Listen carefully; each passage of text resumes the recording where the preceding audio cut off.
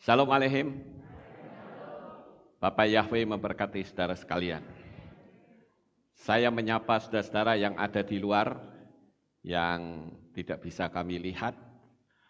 Begitu juga dengan saudara-saudara yang ada di berbagai belahan dunia manapun yang mengikuti acara ini.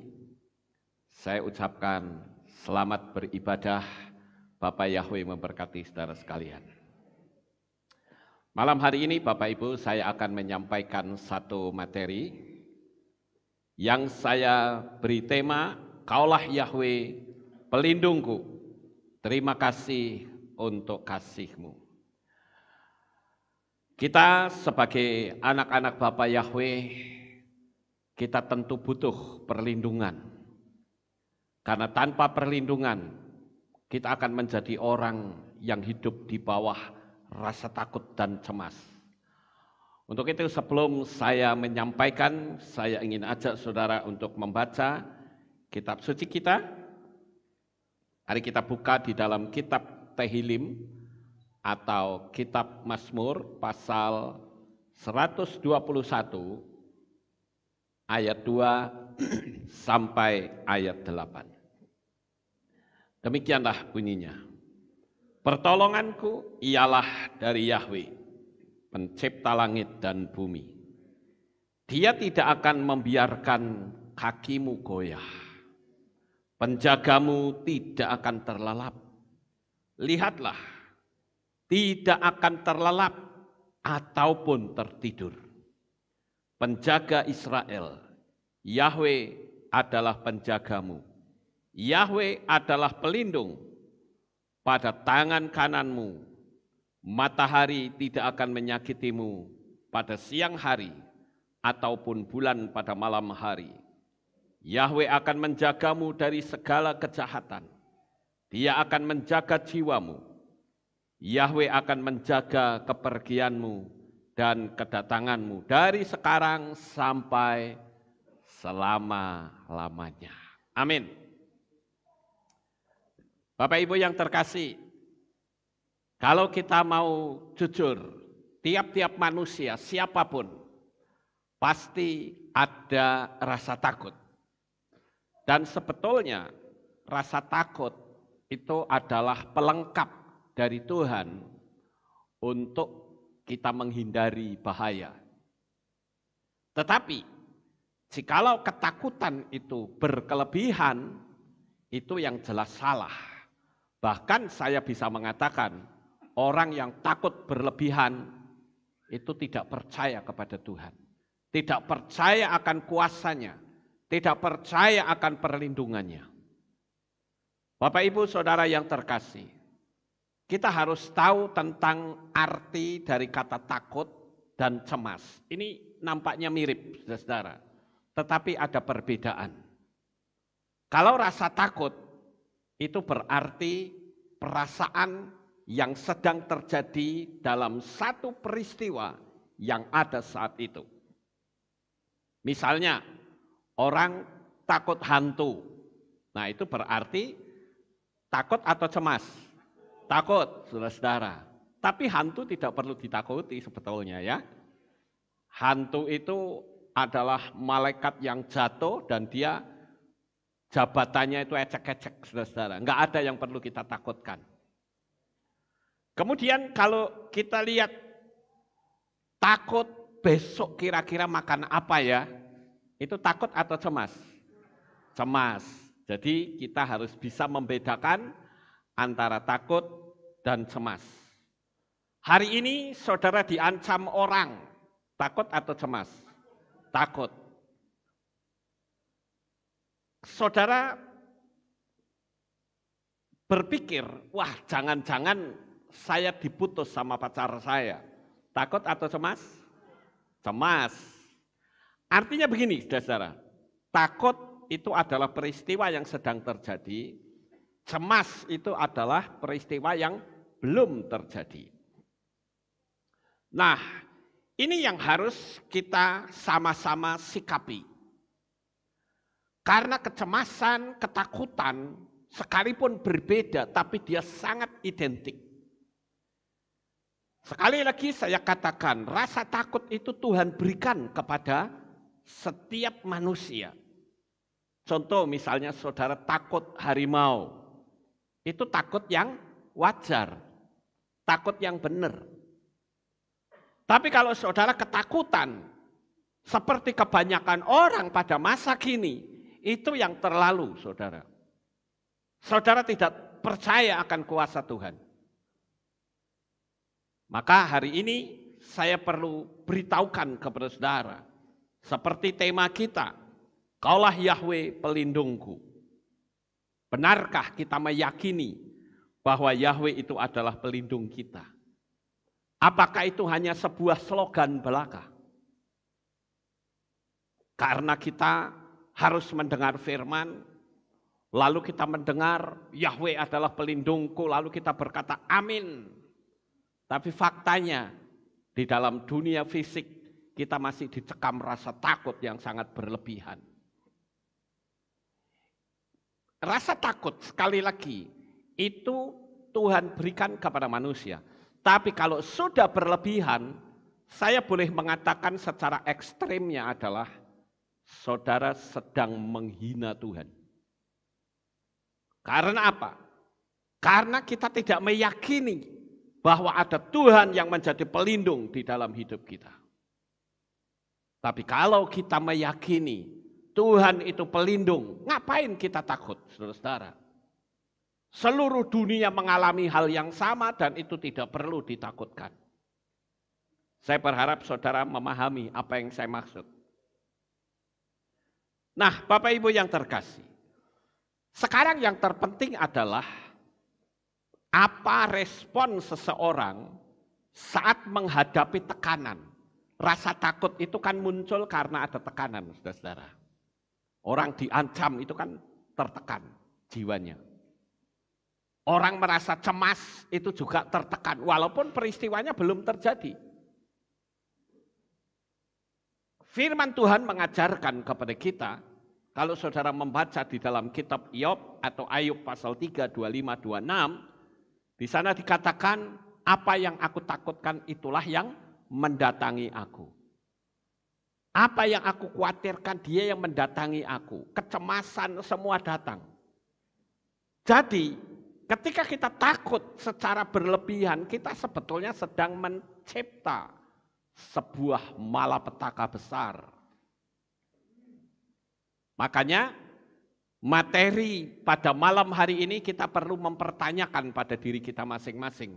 Benarkah saat ini saya sedang dicekam oleh rasa takut? Lalu pertanyaan yang kedua, apa yang kita perlu takutkan? Tema ini memang cukup tidak nyaman ketika saudara berada dalam perasaan yang takut. Tetapi sekaligus satu tema yang hebat. Karena ketika kita meyakini akan perlindungan dan kuasa Tuhan, rasa takut itu akan hilang. Nah, Bapak Ibu yang terkasih, sekali lagi saya katakan ketika kita mengalami tekanan dan kita meresponi atas tekanan itu, maka itu akan menjadi penentu di hari depan kita. Saya sangat bersyukur kalau ada orang-orang yang dulu punya latar belakang hidup dalam dunia gelap dan dunia kekerasan. Kebanyakan mereka tidak pernah ada rasa takut, saudara-saudara. Saya sering ketemu dengan orang-orang yang punya latar belakang preman, tukang berantem, ya, orang yang hidup dalam dunia kekerasan. Rata-rata mereka tidak memiliki rasa takut. Walaupun ketakutan itu tetap ada, tetapi presentasinya sangat kecil sekali. Karena mereka selalu akan berpikir, paling-paling juga mati. Saya sering mengucapkan itu, saudara. Paling-paling mati. Mau mati sekarang, mau mati besok, mati lusa, sama saja. Yang namanya kita hidup di dunia ini, sekali waktu pasti mati. Amin. Kecuali ketika Yesua datang untuk yang kedua kali. Saya berharap tema ini bukan sebuah slogan. bukan hanya sebuah tema yang hebat, tetapi kita betul-betul harus mempraktekannya. Kenapa saya katakan demikian? Karena dunia ini sekarang sedang ditakut-takuti. Dan saya termasuk orang yang tidak takut, saudara. Karena dunia sedang ditakut-takuti, wah kemana-mana orang ketakutan. Di mana perlindungan Tuhan? Kita berhati-hati, itu wajib. Tetapi kalau sudah ketakutan, itu parah, itu sama saja tidak percaya akan perlindungan Tuhan. Kita melihat begitu banyak saudara-saudara di dalam kitab suci. Orang-orang yang mengalami ketakutan. Saudara pikir Raja Daud tidak pernah mengalami rasa takut? Dia merasa takut, saudara-saudara. Dan ketika ketakutan itu datang, energi mereka mengalami kemerosotan yang hebat. Yang terjadi adalah dia merespon dengan tindakan-tindakan yang konyol. Saya sebut tindakan yang konyol adalah ketika Daud mengalami suatu ancaman. Kita bisa melihat di dalam kitab 1 Samuel. Coba kita buka Bapak Ibu. Ini tindakan Daud yang saya menyebut konyol. Ya. Memang rasanya tidak enak dengan ucapan seperti ini. Tapi itulah fakta. Kita baca 1 Samuel pasalnya yang ke-21 ayat 10 sampai ayat 15. Dan Daud bangkit lalu melarikan diri dari hadapan Saul pada hari itu. Dan dia datang kepada Akhis Raja Gat. Dan para pelayan Akhis berkata kepadanya, bukankah itu adalah Daud, raja negeri itu? Bukankah mengenai orang itu mereka bernyanyi dalam tari-tarian sambil berkata, Saul membunuh musuhnya beribu-ribu dan Daud berlaksa-laksa. Dan Daud menaruh perkataan-perkataan itu di dalam hatinya. Dan dia menjadi sangat ketakutan terhadap Akhis, Raja Gat itu. Dan dia mengubah tingkah lakunya di depan mata mereka. Dan di tangan mereka dia berpura-pura gila. Dan menggores-gores pada pintu-pintu gerbang. Dan membiarkan air liurnya jatuh ke janggutnya. Dan Akhis berkata kepada pelayannya, perhatikanlah, kalian lihat orang itu menunjukkan tingkah laku seperti orang gila. Mengapa kalian membawa dia kepadaku? Apakah aku kekurangan orang gila? Sehingga kalian membawa orang ini masuk untuk menunjukkan kegilaannya di sampingku. Pantaskah orang ini masuk ke kediamanku? Nah, ini satu contoh, saudara-saudara, ketika Daud saat dikejar oleh Saul. Ketika Daud melarikan diri, saya tidak menyalahkan Daud. Karena apa? Karena Daud itu menghindari pertumpahan darah. Karena Daud bisa saja menghadapi Saul dan Saul pasti kalah. Tapi kembali Daud selalu berkata, jangan sampai tanganku ini menjamah orang yang diurapi.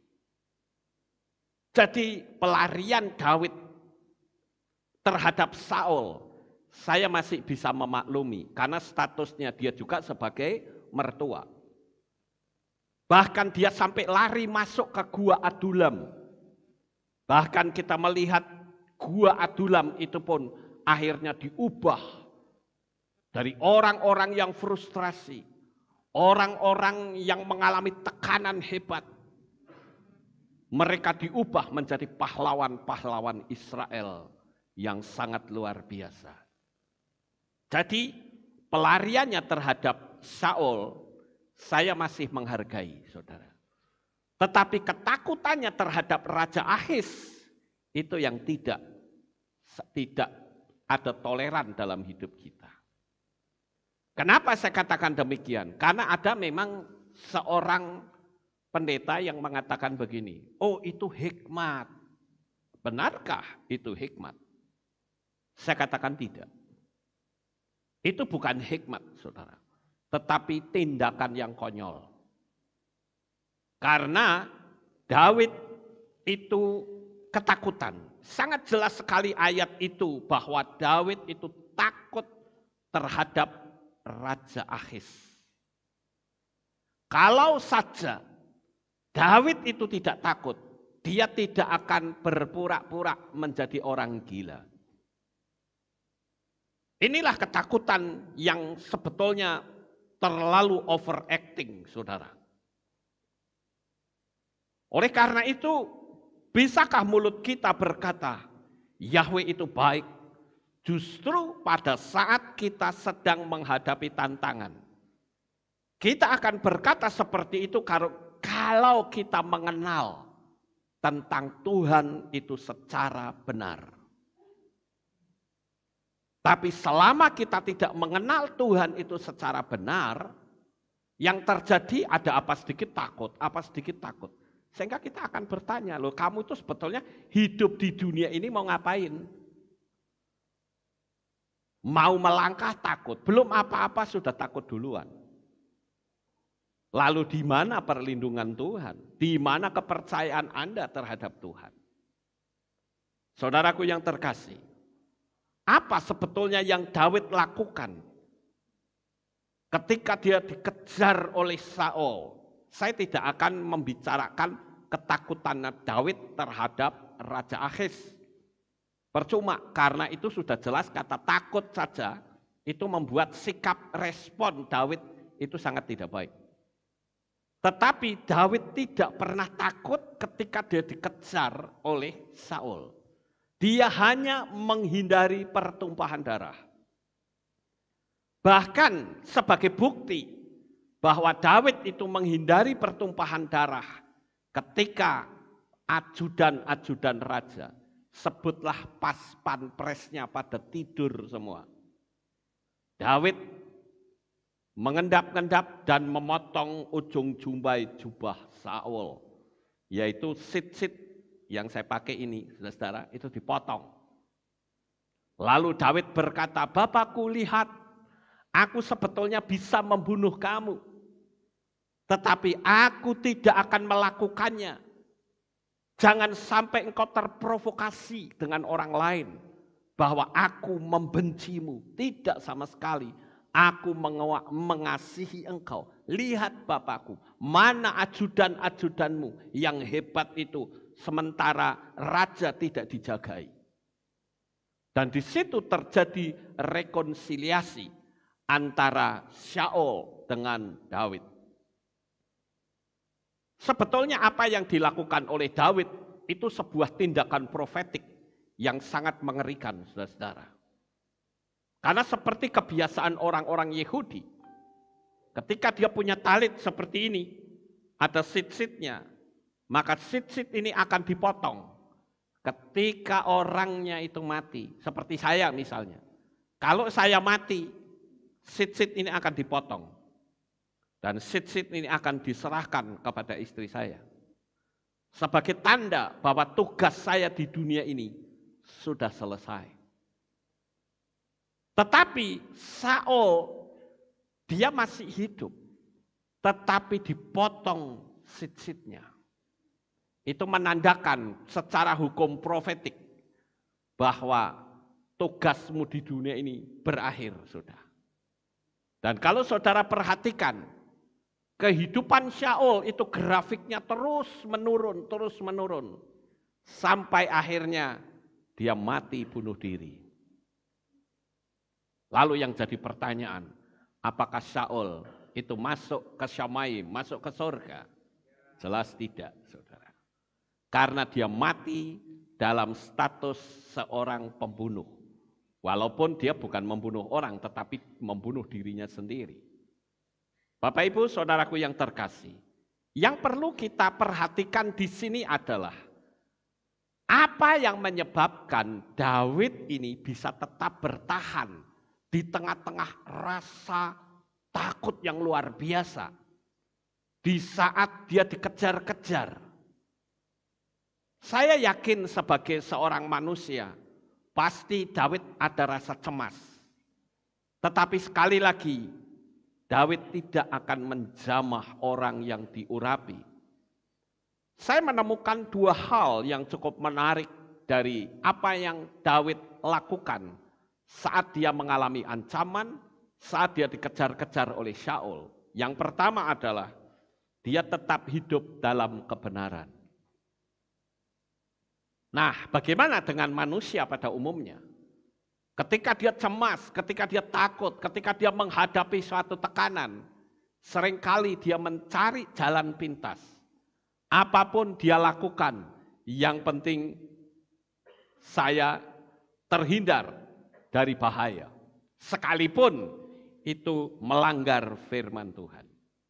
Tapi Daud tidaklah demikian. Daud itu selalu menjaga tetap hidup dalam kebenaran.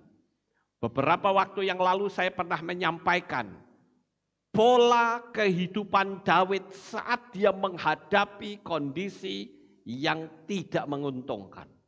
Begitu banyak sikap-sikap Daud yang sangat indah, yang layak kita contoh. Saudara bisa lihat materi saya beberapa waktu yang lalu. Tetapi intinya adalah tetap hidup di dalam kebenaran. Karena ketika orang mengalami tekanan, mengalami tantangan yang hebat, mengalami rasa takut, biasanya akan muncul nasihat-nasihat yang salah. Contoh misalnya, ketika saudara sedang disantet orang, atau usaha saudara sepi, saudara berpikir, waduh ini usaha saya kok sepi seperti apa ini.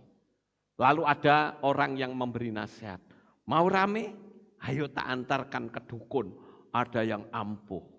Melanggar firman atau tidak? Melanggar. Dan orang lakukan itu, wis pokoknya toko saya rame. Nah itu enggak benar, saudara-saudara. Lalu di mana perlindungan Tuhan? Nanti kita akan melihat di bagian belakang.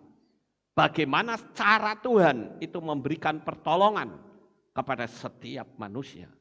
Dan saya yakin kalau dia memberikan pertolongan kepada orang-orang yang tertulis dalam kitab suci, saya juga yakin Tuhan yang sama akan memberikan pertolongan kepada saudara semuanya. Yang penting tinggal ikuti saja pola yang kitab suci tulis.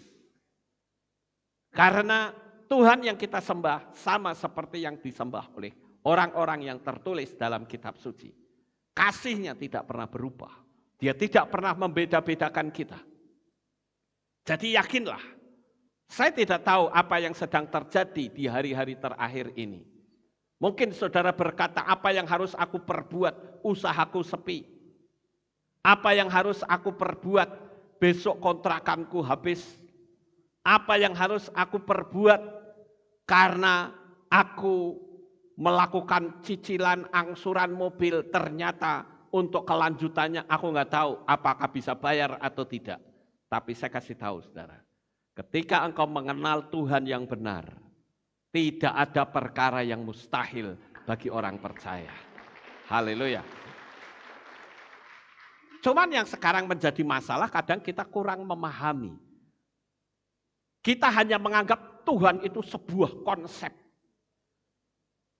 Atau orang mengatakan, ya namanya kita orang beragama yang harus kenal Tuhan, ya wes yang penting saya beragama. No, bukan begitu saudara. Kita harus meyakini bahwa Tuhan itu betul-betul suatu pribadi yang sangat mengasihi saudara semua. Camkan kata-kata saya saudara. Manusia boleh saja membenci kita, bahkan orang tua kita bisa membenci kita. Tetapi Bapa Yahweh di dalam Yesua HaMasiah, dia tidak bisa membenci saudara. Dia justru mengasihi sampai Yesua rela mengorbankan darahnya karena dia sangat mencintai saudara.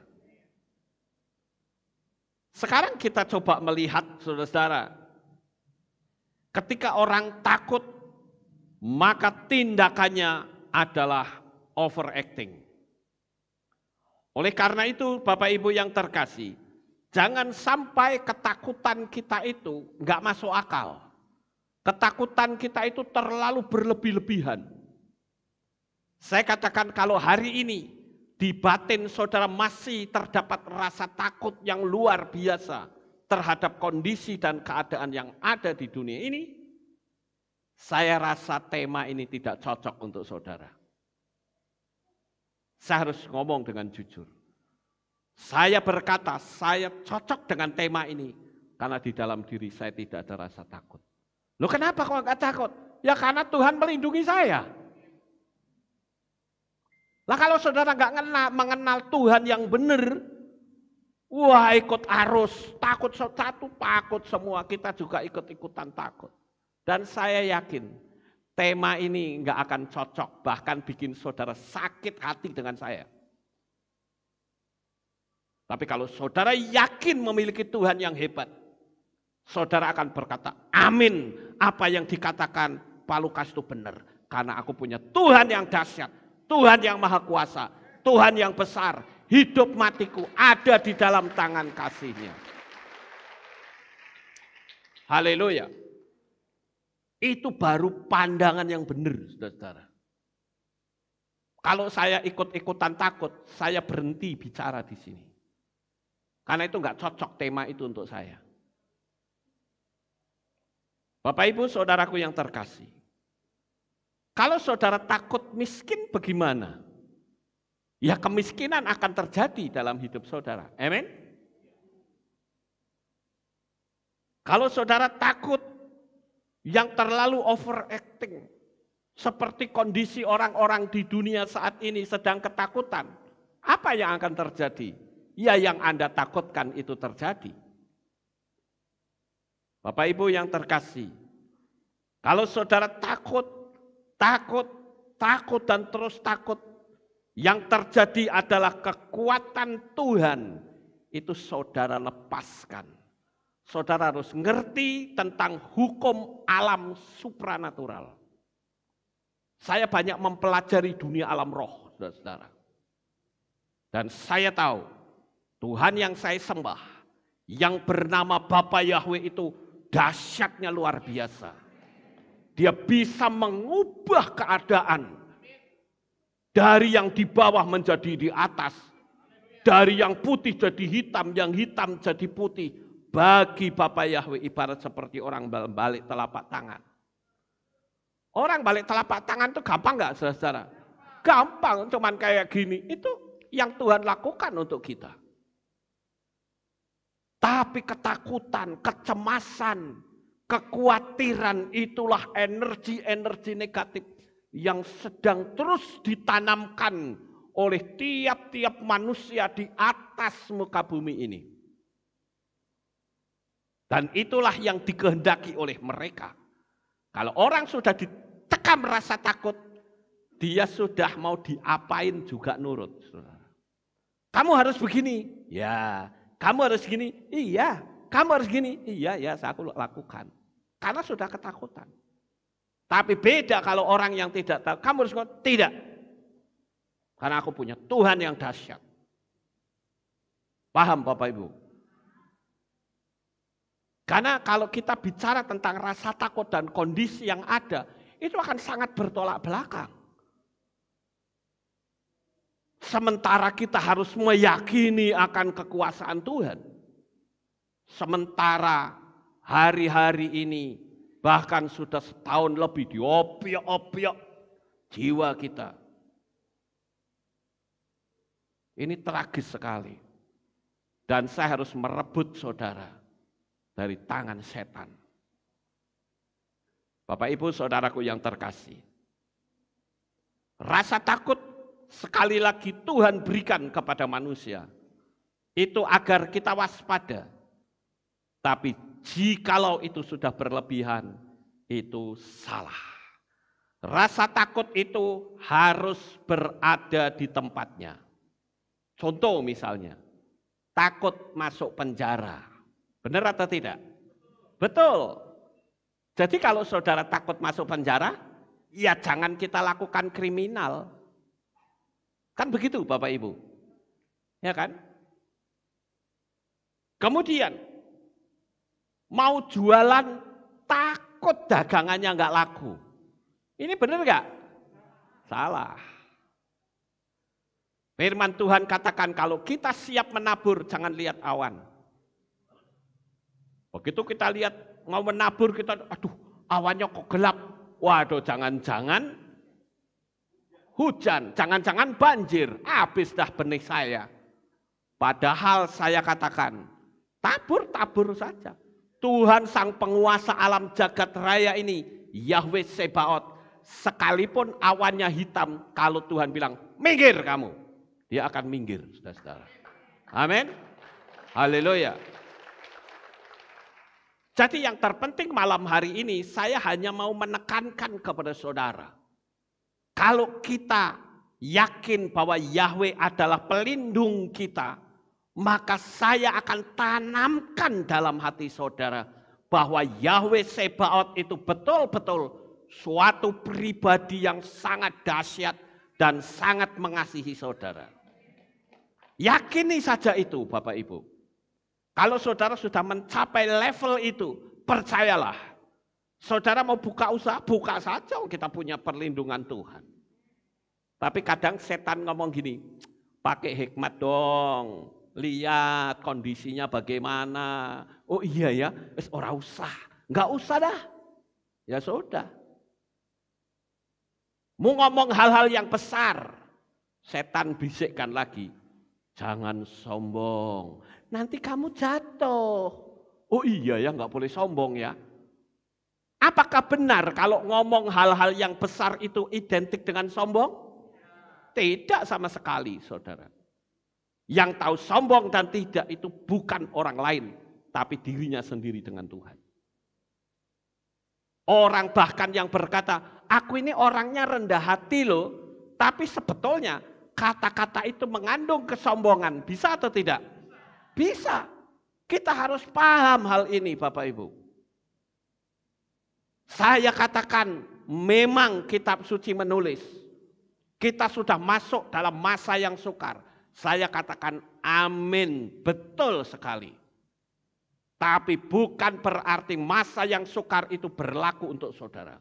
No, tidak sama sekali. Masa yang sukar itu hanya berlaku untuk orang-orang yang tidak mengenal kekuatan Tuhan yang besar. Tapi hari ini saya terus tanamkan, engkau memiliki Tuhan yang dahsyat. Engkau memiliki Tuhan yang luar biasa. Ngapain Anda mesti takut? Dia adalah pelindung kita. Dia adalah pembela kita. Saya ambil sebuah ilustrasi kecil, saudara-saudara. Ini khusus bagi orang yang takut setan. Ini sebuah ilustrasi saja. Saya katakan kamu jalan sendiri ya. Dari sini masuk ke kuburan Giriloyo, malam-malam jalan dewek ke sana. Orang yang takut setan berani enggak? Enggak akan berani, pasti takut. Oh jangan. Tapi sekarang kalau orang itu saya bilang, bagaimana kalau saya temani? Ayo, berani enggak kamu? Berani saudara, kenapa? Karena saya berani dengan setan. Jadi kalau kita atau saya mendampingi orang yang takut, respon dari orang yang takut, jadi apa? Hilang ketakutannya, betul? Nah sekarang yang mendampingi kita itu bukan Lukas Sutrisno loh. Yang mendampingi saudara itu Bapak Yahweh, Sang Pencipta alam jagat raya, yang dahsyatnya itu enggak kepalang tanggung, saudara. Jadi alasannya kita takut itu tidak ada. Makanya yang saya tanamkan untuk materi ini hanya satu. Milikilah pengenalan yang benar akan Tuhan yang kau sembah itu siapa. Sejak saya mengenal dunia kekristenan, lalu kemudian saya masuk lebih dalam ke pola Ibrani. Akhirnya saya mengenal Bapa Yahweh. Wow, saya katakan Tuhan aku bersyukur dan bersukacita. Karena aku memiliki Bapa Yahweh. Dan aku pun dimiliki dia. Bahkan firman Tuhan katakan, aku memelihara engkau seperti biji mata. Kalau Tuhan sudah ngomong biji mata, itu sudah paling top, saudara. Karena yang namanya biji mata itu tidak bisa dijamah oleh siapapun. Termasuk orang yang katanya mencintai pun, no, tidak boleh. Ya, saya sering mengilustrasikan kalau ada orang pacaran. Misalnya orang bilang, sayang, boleh nggak aku pegang tanganmu? Boleh nggak? Boleh. Boleh nggak aku pegang kepalamu? Boleh. Tapi coba, boleh nggak aku pegang biji matamu? Nggak akan ada. Nggak pernah ada orang yang bilang, oh boleh. No, tekelen gitu. Nggak ada, saudara. Itu bukti bahwa kalau kita dijadikan Tuhan sebagai biji matanya, itu berarti posisi saudara itu sangat sempurna di hadapan Tuhan. Jadi ini terus yang saya tanamkan malam hari ini, saudara. Kalau saudara memiliki pemahaman yang luar biasa akan kuasa kasih Bapa Yahweh. Betul-betul sekalipun dalam kondisi dunia yang sedang sulit, tapi itu tidak berlaku untuk saudara. Karena Tuhan akan bertindak. Contoh gampang, gak usah jauh-jauh. Saudara punya anak saja. Apakah saudara tidak ingin anak saudara menjadi seorang pengusaha yang kaya? Pasti ingin, bukan? Nggak ada satupun orang tua yang berkata, aku ingin anak saya menjadi ketua pengemis. Nggak ada, saudara. Ketua loh, tapi tetap nggak mau, betul nggak? Sekalipun nggak ketua nggak apa-apa deh, yang penting kaya raya, amin. Loh ini kita loh manusia biasa, bisa seperti itu. Masa Tuhan kok tidak bisa? Betul ya Bapak Ibu? Jadi takut kalau saya katakan sebenarnya adalah ciptaan pikiran saudara sendiri. Gangguan kecemasan itu sangat mengerikan. Saya menyebutnya dengan anxiety disorder. Ya, anxiety disorder itu adalah gangguan kecemasan yang berlebihan. Apa sedikit cemas, apa sedikit cemas. Ya kalau hidup seperti itu ya sudah, untuk apa kita hidup di dunia ini? Hidup akan terasa tidak nyaman. Karena kita tidak meyakini bahwa perlindungan Bapa Yahweh itu besar terhadap diri kita. Saya pernah melihat ada satu postingan dari seseorang yang saya pikir ada benarnya, saudara-saudara. Dia katakan bahwa orang yang khawatir itu lambungnya akan menjadi lemah. Orang yang khawatir. Tapi orang yang ketakutan itu yang kena apa? Ginjalnya kena, saudara. Hati-hati. Orang takut, cemas itu pasti berkisar di penyakit dalam. Orang yang stres itu melemahkan fungsi otak dan jantung. Ini energi-energi negatif yang akan merusak kehidupan manusia. Ingat, manusia itu menurut Bruce Lipton ya, itu 50 triliun sel manusia. 50 triliun itu bukan jumlah yang sedikit, tapi jumlah yang sangat besar. Dan di dalam sel-sel kita ini ada yang namanya sel tentara. Sel yang akan bisa menolak penyakit, Bapak Ibu. Jadi Tuhan itu sudah memberikan struktur tubuh manusia itu begitu sempurna. Tadi khawatir melemahkan lambung, ketakutan melemahkan ginjal, stres melemahkan fungsi otak dan jantung. Kalau sedih itu melemahkan paru-paru. Sementara orang yang gampang marah melemahkan lever. Ayo di sini siapa yang masih gampang marah? Jujur, angkat tangan. Yang masih gampang marah. Ada? Yang ada di luar? Ada? Tidak ada, puji Tuhan. Ya karena di sini. Ya, kalau saudara mau marah. Kalau saudara mau marah-marah di sini, nanti saudara dianggap orang gila, marah-marah sendiri. Yang saya maksud tuh di rumah gitu loh. Ya, itu energi negatif loh. Banyak orang yang mempraktekkan hukum Loa, dia gagal di bagian ini, saudara. Ada orang yang mempraktekkan, tanda-tanda mujizat sudah nyata di depan mata. Tapi begitu marah hari itu juga semua batal semuanya. Nol kembali. Saya bilang ulang aja dari awal. Marah itu menghancurkan energi positif. Ya, jadi kita mesti berhati-hati, saudara. Apalagi kalau kita lihat di dalam kitab Tehillim pasal 17 ayat 8 dikatakan, jagalah aku seperti biji mata, sembunyikanlah aku di bawah naungan sayapmu. Tadi biji mata sudah saya kupas, sekarang sembunyikan aku di bawah naungan sayapmu. Yang ada di bayangan kita, Bapak Yahweh itu ibarat seperti apa, saudara? Burung Raja Wali. Dia melindungi kita. Kalau kita sudah ada di bawah kepak sayapnya, berani macam-macam, maka burung Raja Wali itulah yang akan melawan. Kitab Mislei pasal 7 ayat yang kedua katakan, peliharalah perintah-perintahku, maka engkau akan hidup dan peliharalah Torahku seperti biji matamu. Lah, ini yang disuruh menempatkan Torah seperti biji mata, itu kita semua. Kita pelihara firman Tuhan. Dan yang terakhir, yang berikutnya yaitu Sakaria 2 ayat yang ke-8. Karena begitulah Yahweh Sebaot berfirman. Di balik kemuliaan, Dia telah mengutus aku kepada bangsa-bangsa lain yang menjarah kamu. Karena siapa yang menjamah kamu, menjamah biji matanya. Kembali kata biji mata terulang berkali-kali.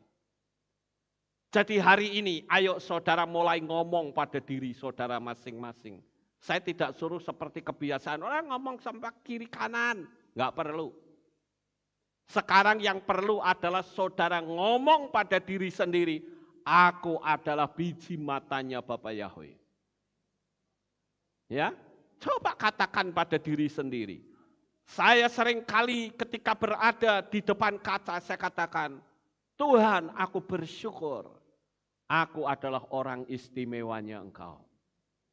Tuhan, aku bersyukur. Engkau menjadikan aku seperti sekarang ini. Aku bangga dengan Engkau. Hayo saudara praktek nanti di rumah masing-masing. Saudara akan merasakan satu aliran energi yang begitu kuat. Itu yang sering kali saya lakukan, saudara-saudara. Kenapa saya menyadari posisi saya seperti sekarang ini, posisi yang sangat berbahaya, rentan untuk diserang kuasa kegelapan.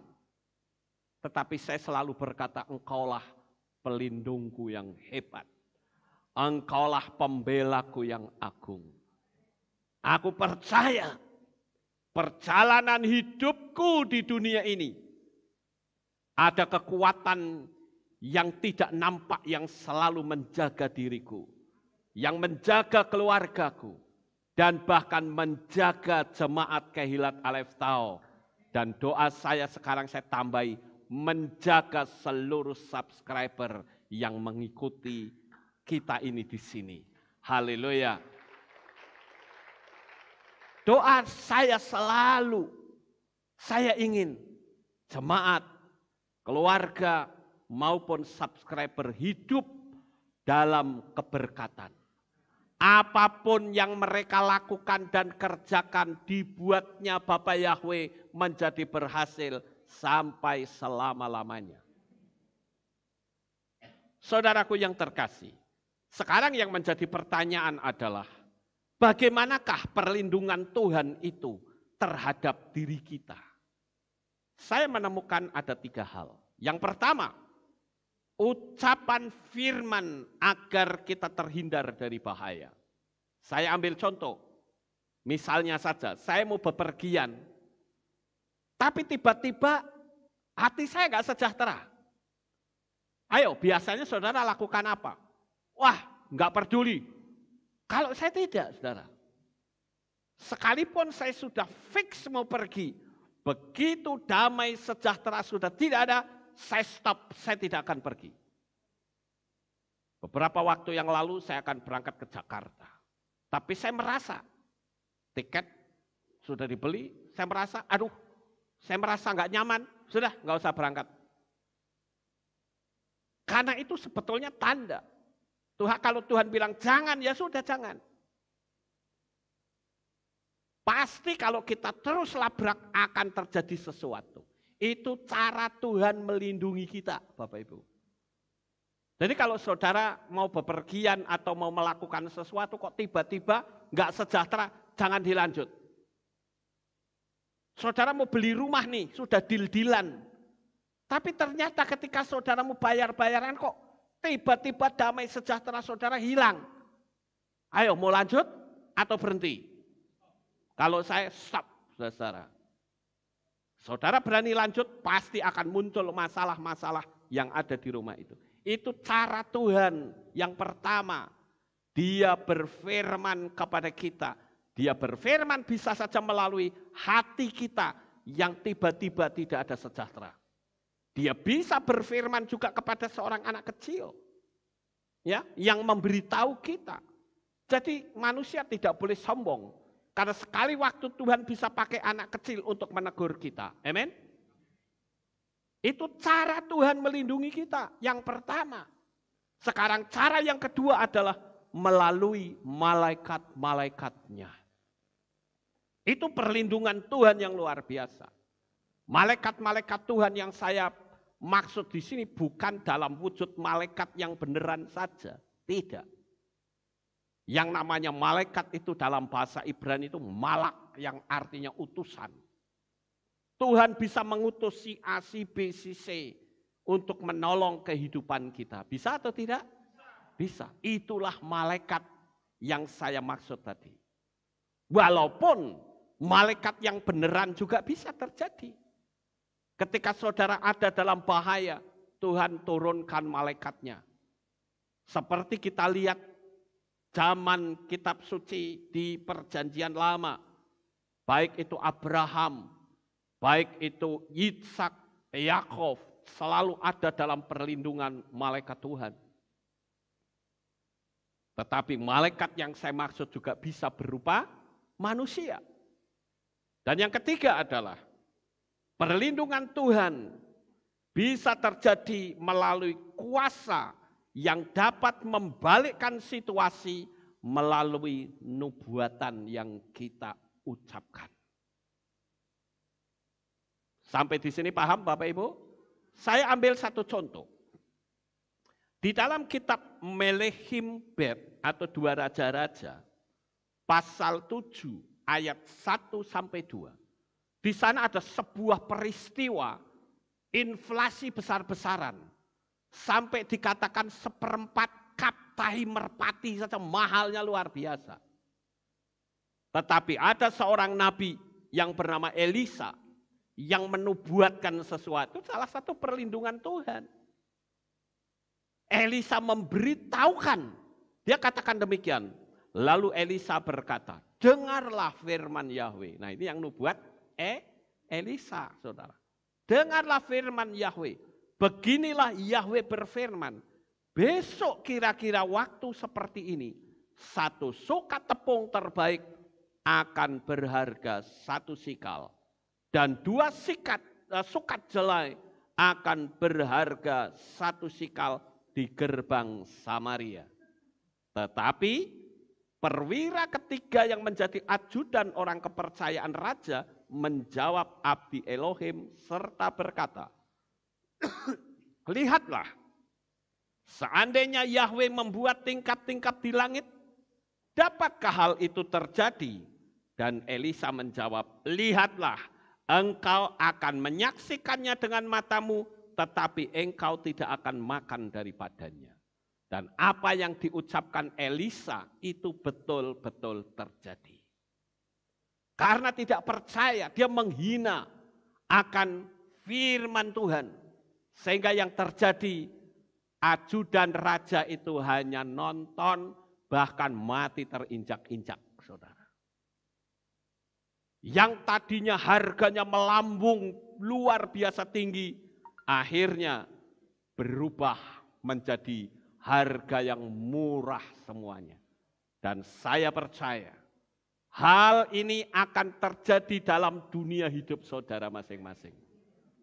Asal yang penting kita berani menubuatkan keluargamu, menubuatkan usahamu, menubuatkan kehidupan kariermu, nubuatkan hal-hal yang besar, maka pertolongan Tuhan akan datang sesuai dengan yang engkau nubuatkan.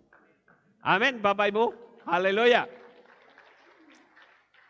Jadi disinilah yang saya perlu sampaikan, agar kita memiliki pemahaman yang benar tentang siapa Tuhan yang kita sembah.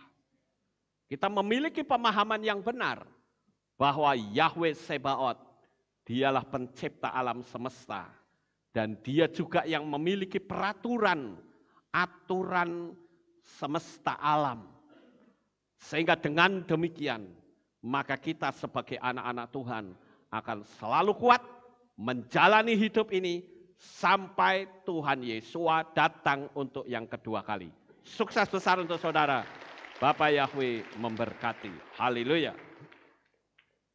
Mari kita akan bersama-sama tunduk kepala dan kita akan berdoa. Kami mengucapkan terima kasih dan syukur kepadamu ya Bapa.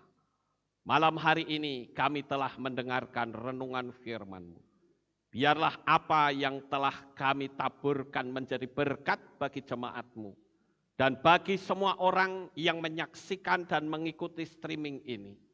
Bapak Yahweh memberkati mereka semua.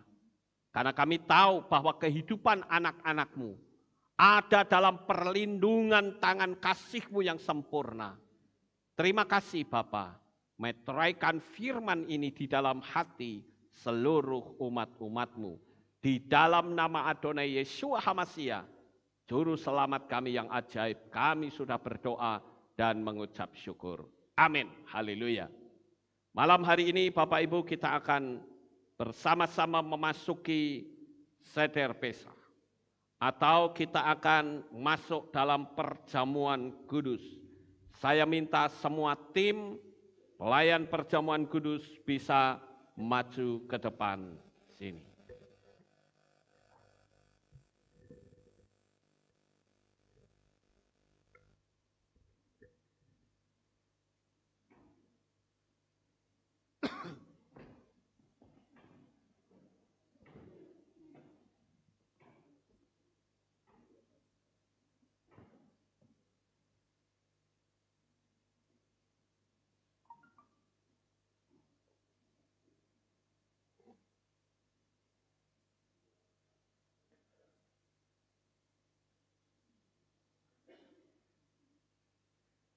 Bapak Ibu Saudara yang terkasih, saya akan memberikan sesuatu yang perlu saudara lakukan adalah perjamuan kudus ini ada 4 cawan dan 4 roti. Kalau nanti saudara mendapatkannya, saudara bisa menempatkan di kursi supaya tidak tumpah. Ya. Jadi boleh ditaruh di kursi. Tetapi untuk mengambilnya, saudara ambil langsung dari tempat ini, perlahan-lahan berhati-hati saudara. Karena bisa tumpah, karena ini ada 4 cawan. Ini yang saya perlu sampaikan kepada saudara dan anak-anak itu tidak perlu ikut. Hanya orang-orang dewasa saja yang bisa ikut. Kecuali anak-anak yang sudah masuk baptisan, itu boleh ikut. Baik, Bapak Ibu Saudara, kita akan bersama-sama berdoa terlebih dahulu. Sekarang siapkan hati saudara. Saya ingin agar kita semua mempersiapkan hati. Jangan sampai hati kita sedang dalam keadaan cacat. Karena saat ini saudara akan mengambil roti dan anggur sebagai simbol dari tubuh dan darah Yesua HaMasiah yang sangat suci. Oleh karena itu, saya beri kesempatan untuk saudara mempersiapkan hati saudara. Agar jangan sampai ada rasa pahit, kejengkelan, atau apapun. Sementara saudara mempersiapkan hati, saya akan berdoa. Maha besar ya Bapa Yahweh, Tuhan semesta alam pencipta langit dan bumi. Bapa Yahweh yang kami kasihi di dalam nama Adonai Yesua HaMasiah. Saya berdoa untuk para pelayan-pelayan perjamuan kudus saat ini. Dalam nama Bapa Yahweh, dalam nama Adonai Yesua HaMasiah dan di dalam Roh Kudus.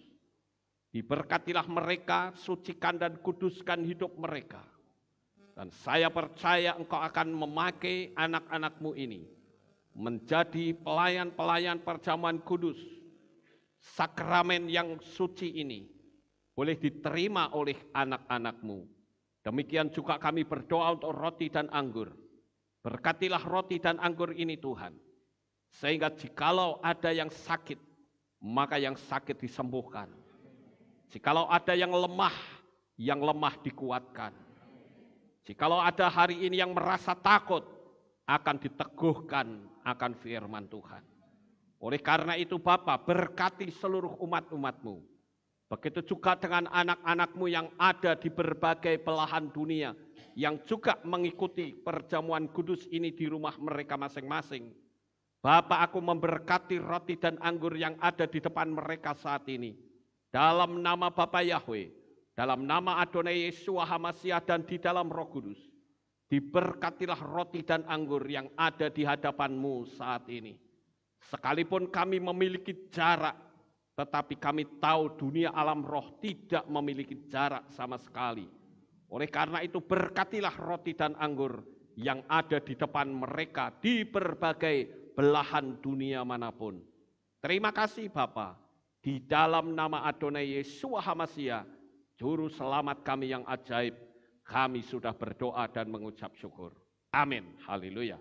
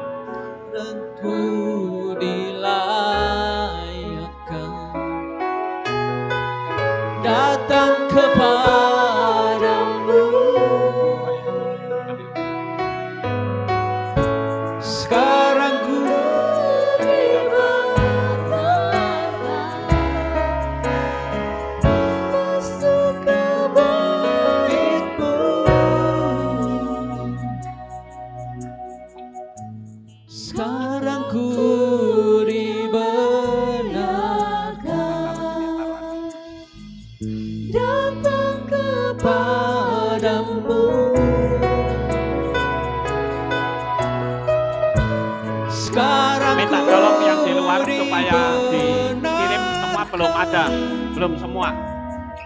Untuk menyembahmu,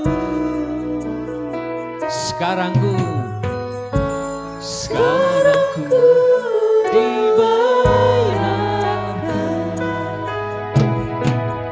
datang kepadamu, oh Yesus.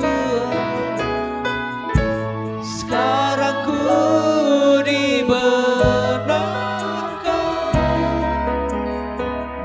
masuk ke bait-Mu,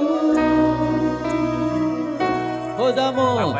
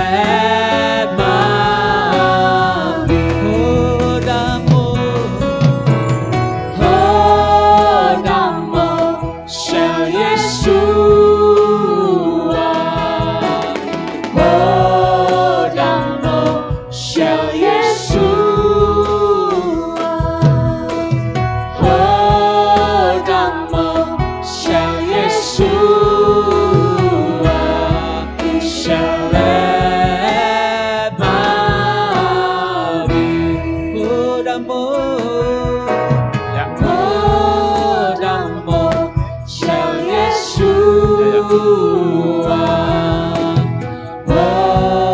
的梦想耶稣啊，我的梦想耶稣啊，像雷玛丽。 Bapak Ibu Saudara yang terkasih, adakah di antara saudara yang tumpah anggurnya? Kalau saudara tumpah 2, angkat tangan 2 gini. Kalau 4 kasih tanda 4 supaya nanti bisa didatangi oleh tim. Itu yang di belakang itu ada? Ada lagi yang lain yang di depan barangkali?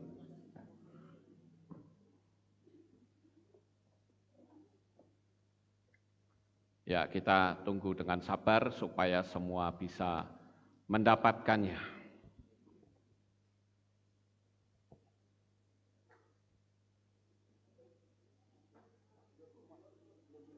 Di luar belum semua, selesaikan dulu di luar.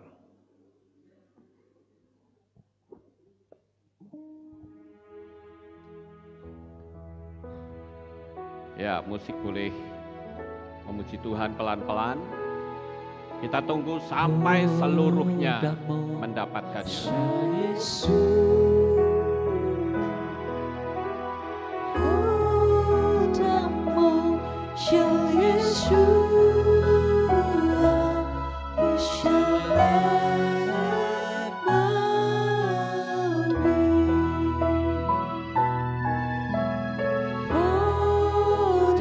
Yang di dalam sudah semua belum, Bapak Ibu? Sudah ya? Yang belum mendapat atau yang tumpah saudara, angkat tangan saudara.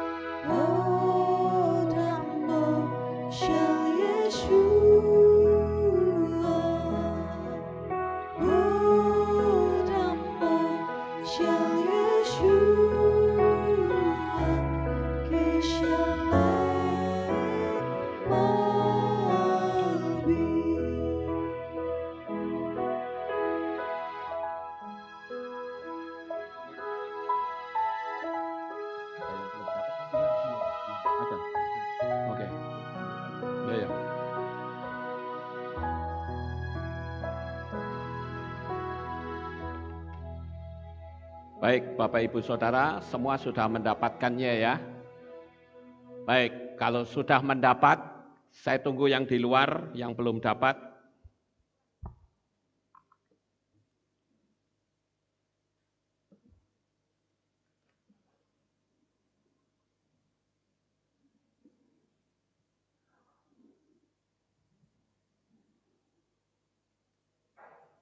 Ya, kita tunggu sampai yang di luar selesai semua.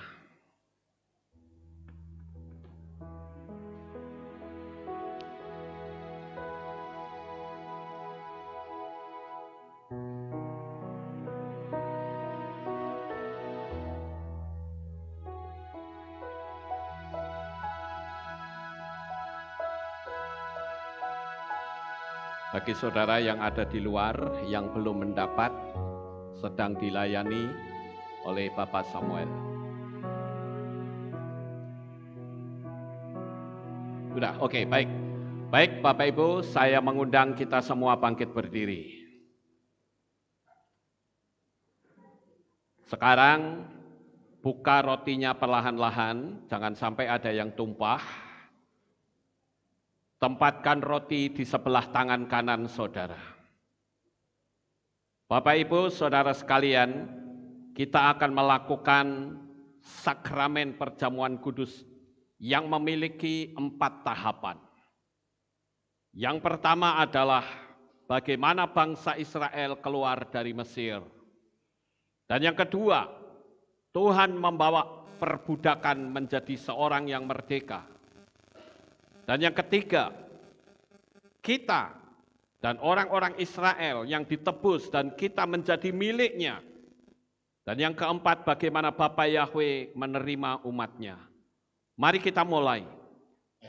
Pegang roti di sebelah tangan kanan. Saudaraku, di dalam kitab suci Yesua melakukan perjamuan seder Pesah dalam kitab suci di Lukas 22 ayat 19 sampai 20.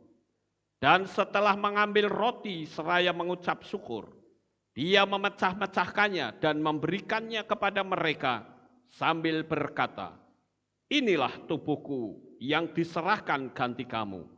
Lakukanlah ini sebagai peringatan akan daku.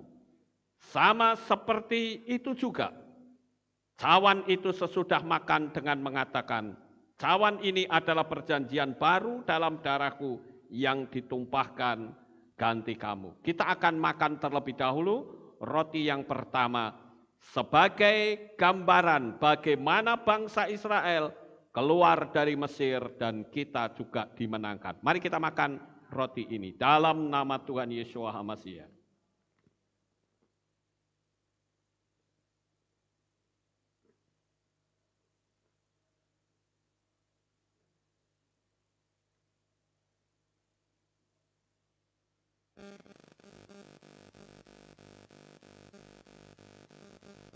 Sekarang tempatkan anggur di tangan kanan saudara. Sebelum kita minum anggur pertama ini adalah merupakan sebuah gambaran untuk mengingatkan bagaimana bangsa Israel keluar dari Mesir. Mereka bersukacita semua, kepahitan mereka berubah menjadi manis.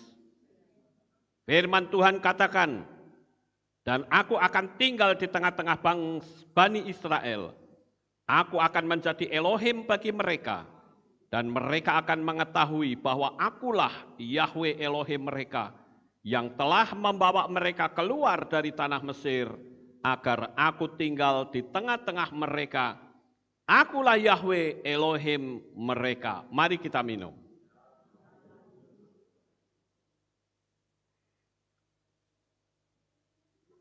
Sekarang pindahkan roti kedua. Sebelum kita minum, makan roti kedua ini, yang tentunya menjadi peringatan bahwa Tuhan membawa umatnya dari perbudakan orang Mesir menjadi orang merdeka.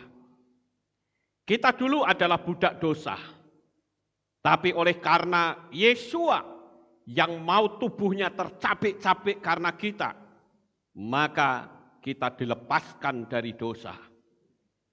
Yesua adalah Yahweh sendiri yang telah turun dan akan memerdekakan kita dari perbudakan dosa.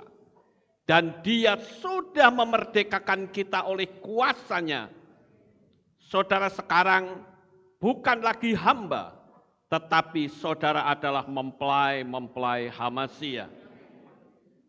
Firman Tuhan katakan, Yesua menjawab kepada mereka, sesungguh-sungguhnya aku berkata kepadamu, bahwa setiap orang yang berbuat dosa adalah hamba dosa. Dan hamba tidak tinggal dalam rumah selamanya, putra tinggal sampai selama-lamanya. Sebab itu apabila putra memerdekakan kamu, kamu pun akan benar-benar merdeka. Sekarang kita akan makan roti ini sebagai gambaran dari Yesua HaMasiah yang tubuhnya terpecah-pecah oleh karena dosa kita. Dan dia rela tubuhnya hancur oleh karena kasihnya kepada kita. Mari kita akan makan roti yang kedua. Dalam nama Tuhan Yesua HaMasiah.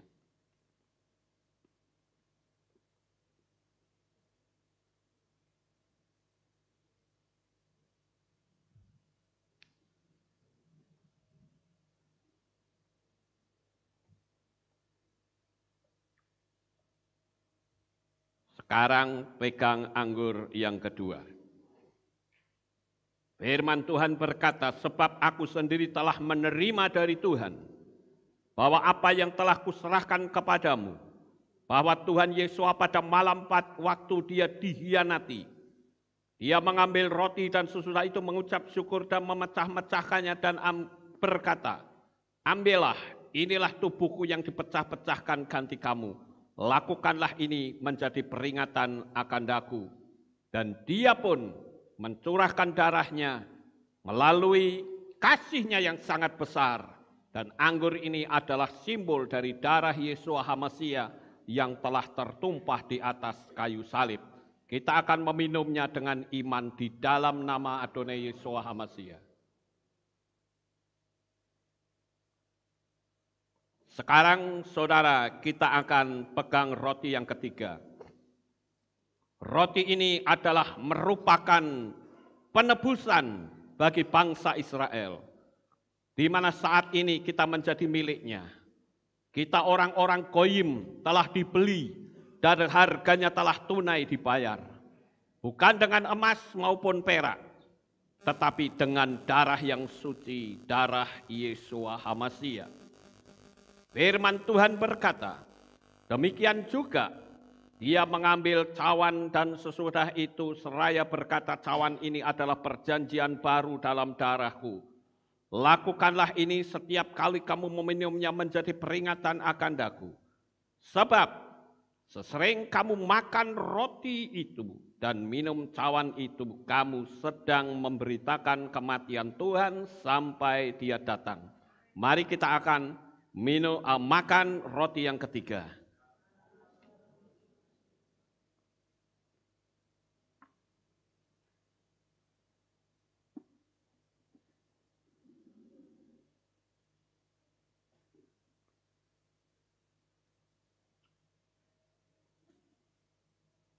Sekarang kita akan tempatkan anggur ketiga ini.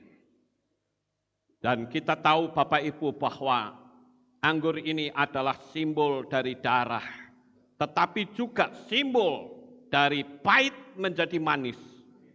Karena kita sekarang tidak ada lagi dalam kepahitan dosa, tetapi kita sekarang hidup dalam manisnya kasih karunia yang Bapa Yahweh berikan. Kita akan meminumnya dengan iman di dalam nama Tuhan Yesua HaMasiah. Dan sekarang kita akan pegang roti yang terakhir. Bapak Ibu yang terkasih, roti ini adalah merupakan pernyataan bagaimana Bapa Yahweh menerima saudara sebagai umatnya. Saat ini saudara bukan orang lain, tetapi warga negara Shamayim. Oleh karena itu, karena kita bisa mendapatkan keselamatan melalui tubuh Yesua yang terpecah-pecah, kita pun akan memakan roti ini dengan percaya bahwa kita adalah ahli waris kerajaan sorga. Mari kita makan di dalam nama Tuhan Yesua HaMasiah.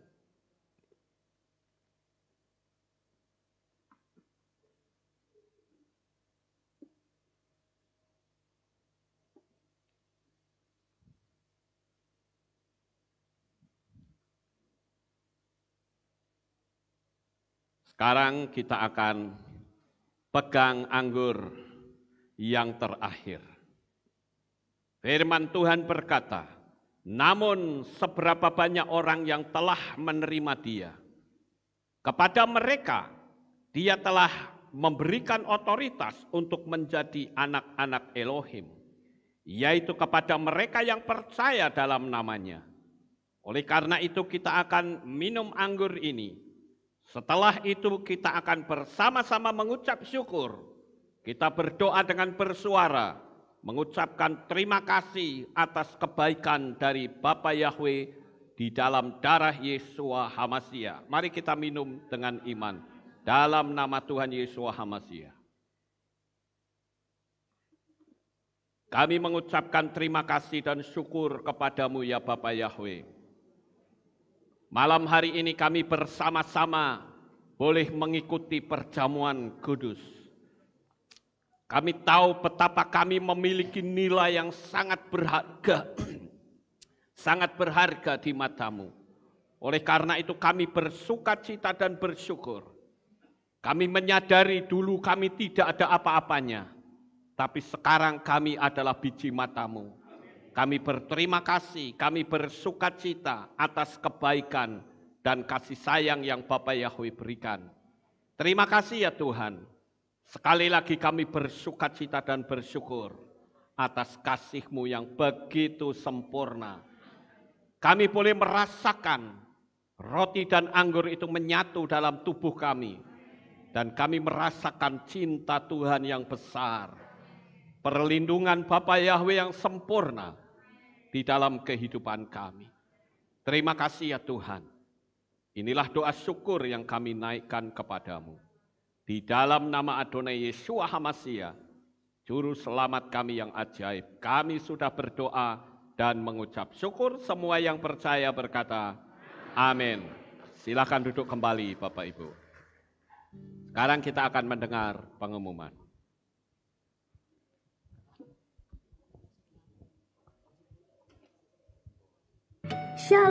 Shalom. Kami berharap jemaat dalam keadaan diberkati Bapa Yahweh. Sebentar kita akan menyimak info sekilas dari pengumuman Kehilat Aleph Tau. Di minggu ini akan ada hari raya yang kita rayakan. Jadi kami berharap saudara bisa memperhatikan baik-baik jam dan tanggalnya agar tidak lupa untuk menghadiri dan mengikuti acara tersebut. Hari Raya Buah Sulung atau Habik Kurim akan dilaksanakan pada hari Minggu 28 Maret 2021 pukul 6 pagi dengan tema Lihatlah Yeshua Penyelamat Israel, pujilah Dia. Ibadah Minggu sore akan digabung pagi. Jemaat diberi kesempatan untuk memberikan persembahan sulung untuk imam paling lambat pada hari Minggu 28 Maret 2021 sebelum ibadah dimulai. Dalam rangka memperingati Hari Raya Pesak, akan diadakan donor darah pada hari Minggu 28 Maret 2021 pukul 9 pagi di Kehilat. Bagi yang ingin berpartisipasi, harap mendaftar di kantor Kehilat. Untuk jemaat yang sudah mendaftar, berkesempatan mendapatkan undian door prize. Hari Raya Roti Tak Beragi atau Matzah Penutup akan dilaksanakan pada hari Jumat 2 April 2021 pukul 6 sore dengan tema Inilah Aku Untuk Melayanimu. Ibadah Syabat 3 April 2021 digabung hari Jumat. Info perkawinan. Akan dilangsungkan pemberkatan perkawinan pasangan ST Cahyo Gunawan dengan Eli Endrawati pada hari Rabu 31 Maret 2021 pukul 10 di Kehilat Aleph Tau. Bagi jemaat yang ingin memberikan doa restu, bisa hadir dengan menaati protokol kesehatan. Demikianlah pengumuman untuk minggu ini. Sukacita melimpah bagi saudara semua. Bapa Yahweh memberkati. Protokol kesehatan. Demikianlah pengumuman untuk minggu ini. Sukacita melimpah bagi saudara semua. Bapa Yahweh memberkati. Ya, silakan tim perjamuan bisa mengambil cawan-cawan dan yang ada di jemaat ya. Mungkin.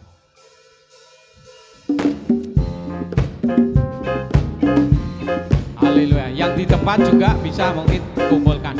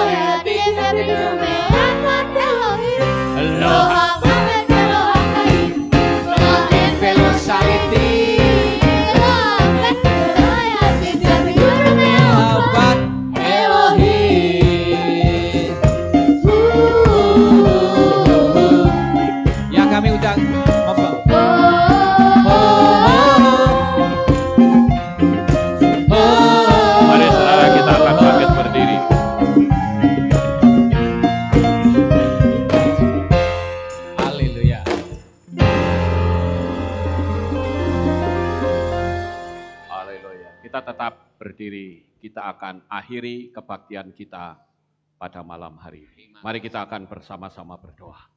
Kami mengucapkan terima kasih dan syukur kepadamu ya Bapa Yahweh, buat anugerah kasih Tuhan yang besar. Selesai sudah ibadah kami dari awal pertengahan sampai pada akhirnya. Bapa Yahweh, berkati anak-anakmu, pertemukan kembali esok untuk kami rayakan hari raya buah sulung. Karena kami tahu bahwa besok pagi kami bersama-sama akan memuji dan meninggikan Engkau kembali. Di perayaan buah sulung ini, kami akan memberikan yang terbaik untuk Engkau. Terima kasih Bapa Yahweh.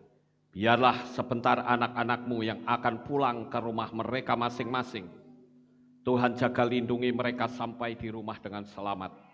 Pertemukan kembali esok pagi untuk kami bersama-sama memuliakan Engkau. Terima kasih ya Tuhan.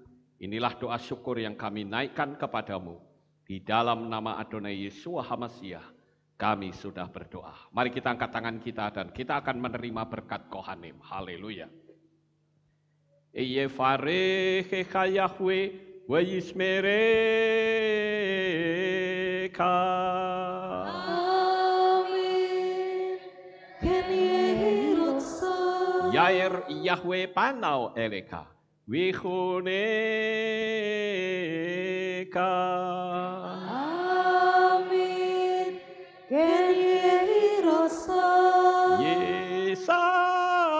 Yahweh panau eleka wa yashem lecha shalom.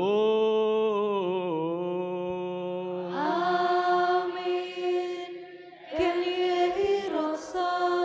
Baruk atapair ufaruk atapasadeh. Engkau akan diberkati di kota dan kau akan diberkati di ladang. Amin. Baruk peripit necha ufriat matka ufri fahem teka syekar ala peka wa esterot soneka. Diberkatilah buah kandunganmu, diberkati hasil bumimu, diberkati hasil ternakmu, anak-anak lembumu dan anak-anak dombamu. Amin. Baruk tan akhau misyarteka, diberkatilah bakulmu dan tempat adonanmu. Baruk ata boboy kau faruk ata betseteka, dan kau akan diberkati pada waktu kau masuk dan kau akan diberkati pada waktu kau keluar. Amin. Baruk ata Yahweh Elohenu melek haolam, besem Yeshua hamasya waruh hakodes kile olam faed. Kami sudah berdoa dan mengucap syukur.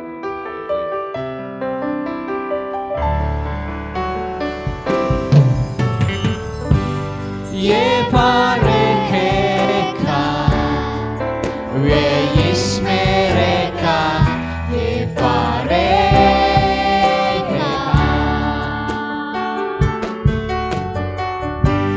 Yair Yahweh, Panau Eleka, Rikuneka.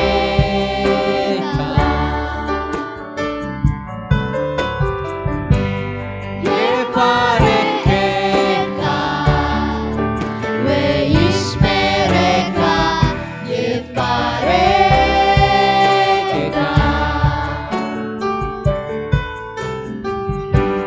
Isa Yahweh, Panau Eleka, Rikuneka. Veyashem Leka, Shalom, Shalom. Veyashem Leka, Shalom, Shalom. Yevarecheka, Veyishmereka, Yevarecheka. Dikala ku berdoa, teringat kamu. Jauh mata memandang, juga ada kamu.